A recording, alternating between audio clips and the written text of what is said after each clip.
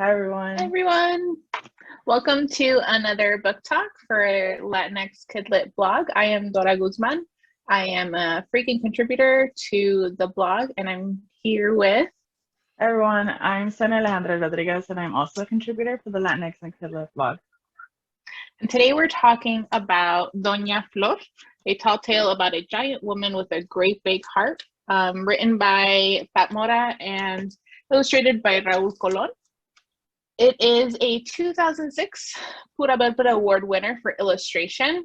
And basically, it's about Flor, who later is referenced as Dona Flor, who is a friendly giant, right, in her community. And as she's growing up and interacting with her community, she starts noticing that these children aren't playing outside. And she's wondering why. And she befriends a puma along the way and helps her community come back outside and be with one another.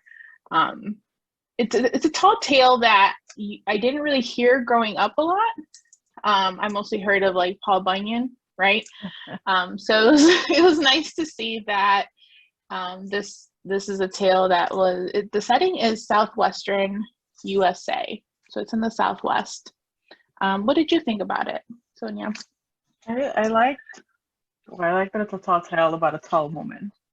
So I appreciated that little wordplay there. I am fascinated. I think I like this story because I'm fascinated by women that take up space. I mean, just metaphorically, right? Taking up space, being loud and big. And here you have like a literal representation of a big woman. Yeah. She's literally a giant in this like little village, and she's just um, being herself, trying to take care of the community. And like you said, she notices that folks stop coming to her door to get like the tortillas or listen to the stories that she's telling, and she's like, "What's going on?" And then like folks can't sleep because a puma is threatening their like situation, their arrangement that they have with one another. And I feel like spoiler alert. I like how it's revealed that the puma is just like a tiny puma who's using like a log as a megaphone to have his roars be louder, and that's what's keeping up the village and keeping the villagers away from Dona Flor. So Yeah. all of it was fascinating. Yes. Yeah. I loved Flor, right? She reminded me so much of just being like you said, this woman who takes up space and who was just there for her community, right? And who was trying to help in many ways possible, even if she was the only one. Like she literally was the only one who was a giant in this community, right? So not only is she trying to fit in, but she's was helpful all along the way, right, with the kids. And the part with the puma that I thought was hilarious was that she refers as the puma as like a little cat, and I was Oh like, oh, that's that's a great way of putting it, right? Because she's just yeah. giant. Yeah, like it's a stray cat that's just meowing and Yeah. annoying. That is so true. I think that speaks right to like Pat Mona's like craft, right? Like how would you tell the story about like a giant woman, and what would how would a giant woman interpret our small world, right? And what Mm-hmm. would be some of the issues for this giant woman? Yeah, Yeah. and a puma as a cat is definitely one of them. Yes. I was like, oh, yeah. I like Yeah, the connection just to nature too. I think all yeah. traditional literature has that, more so in like Latinx traditional literature, that connection back to nature.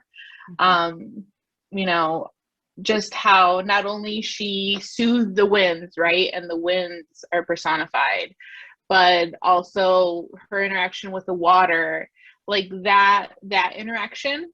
Um, I don't know, it felt very authentic, but it's just resonated with, just getting back to nature and, even how our ancestors lived. What did you think about that theme? Yeah, I love that illustration that we're talking about, right? The illustrations which got the Pura Belpre Award of Doña Flor hugging the wind. Um, and I think the narration said something about that the wind was also like howling alongside the puma, and nobody was able to sleep because there was so much noise. And so that the character's instinct to calming down is to hug it versus like scold it or reprimand it or other it in some way. I thought that that was beautiful, right? I'm just, in order to calm you down, I'm just gonna hold you. I'm gonna hug you until, right, you're placated. And I thought that was like, oh man, that's really beautiful, like really tender to like a message, right? To tell children, like, I mean, don't option, right? Don't hug violent things. But right about like understanding, right, and being patient. Um, Right. I thought that was great. Yeah, yeah. And then even going to the illustrations of you get that close up, right? Raul Colon has illustrated other books like Draw. You've read Imagine. They've also collaborated on another book, Tomas and the Library Lady, but you can see that close up of like the use of watercolor, right? He also used a lot of colored pencils and etching. Um, what was one of the illustrations that stood out to you the most? Yeah, While you were reading it. I hadn't realized that it was etching until you mentioned it, that he uses like etching in his drawings. And so I just showed the one with the wind. Let's see if I could find it again. Yeah, so the one about like hugging the wind. But a lot of those like little lines, and you probably can't see it in the video, but a lot of like there's like very thin lines in the wind, and that's the etching part, right? Like where paint was there, and then it was kind of taken out to give it a different depth, right, or texture. And you see that throughout the book, right? I was looking at another illustration showing like the puma, and the puma's like on a little, what is that, a cliff? That would be like a little mound to the giant woman. Um, and the cliff, in order to give a texture, has those etchings, those etch marks on it.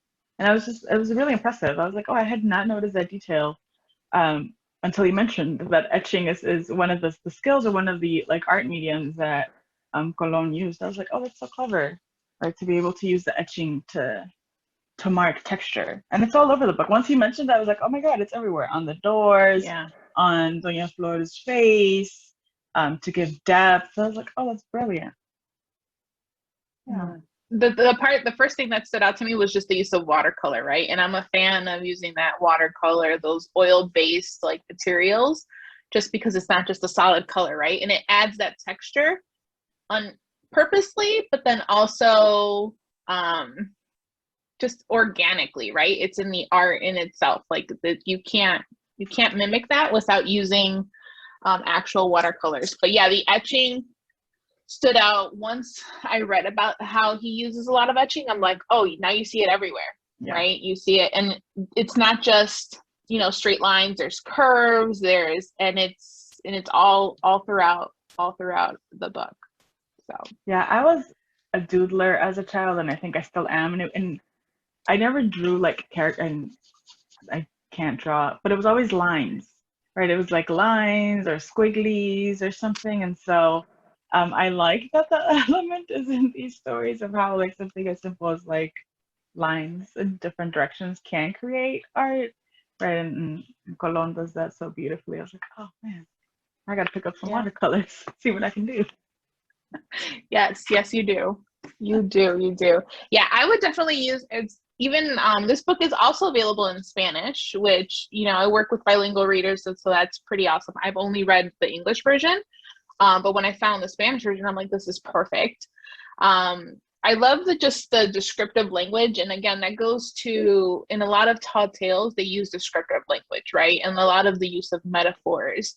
I would definitely use that to teach, use it as a mentor text to teach how to use metaphors, how to use descriptive language, and just getting more traditional literature in our classrooms, right? Instead of the same stories, which again, there's no problem using the same stories, but again, with Dona Flor, it serves the same purpose, right? Yeah, I think I like that it's a tall tale, right? Because I feel like American culture and American like literary tradition is full of these like tall tales and folk tales, and right, like Latinx communities, indigenous communities like also have these tall tales, right? And so those also need to make it into the classroom. as part of our culture, as part of like our own mythology. And so I like that. I also like, I was looking at this other illustration, and maybe I'll show it here. Um, that image, I don't know if you can see it. Can you see it? Oh, That image is yes. such a beautiful image, but it also like reminded me of the Virgin Mary Yes.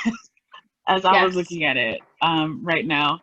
And there aren't any like religious overtones or undertones in this story, but I think like the red mantilla, the stars, right? Even just how she's embracing like or holding the animals with her arms crossed, um, really did bring to mind, right, some of those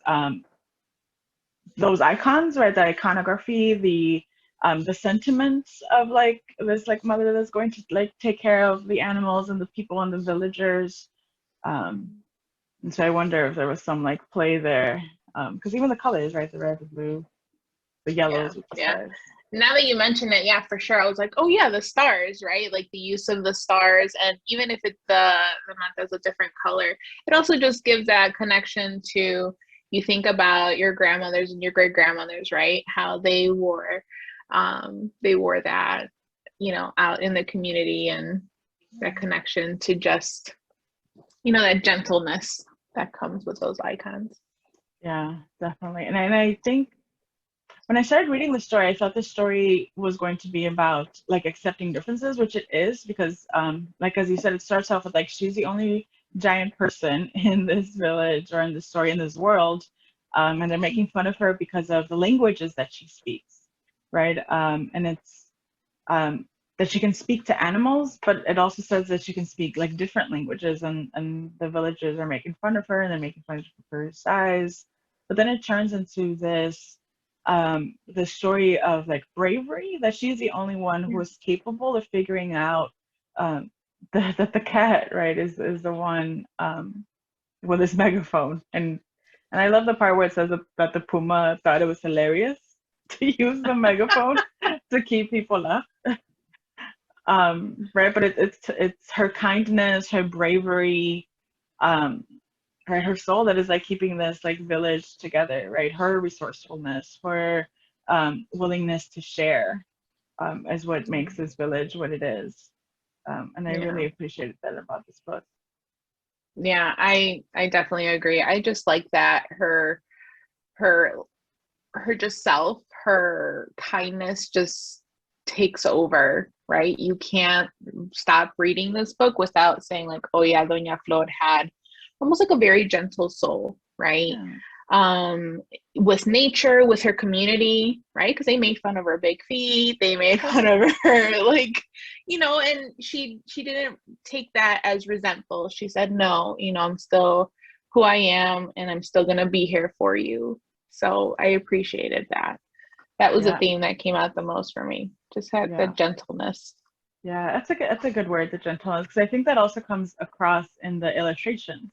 Like you said, like Mm-hmm. the colors aren't like vibrant in your face, like exciting, right? But they're kind of muted, they're calm, right? There is this gentleness about them, warmth about them that like totally matches like what the story is about, which is great, right? And obviously Yeah. like writers and illustrators need to work together to make that like come across in the book, and I think this book does that very well. Well, thank you so much for chatting with me once again about another Pura Belpre Award winner. Folks, make Always. sure you get Dona Flor. Um, you can find all these links for how to buy that in the description. Thank you for watching these videos and for following Latinx and Kid Lit. See you Bye, next time. everyone.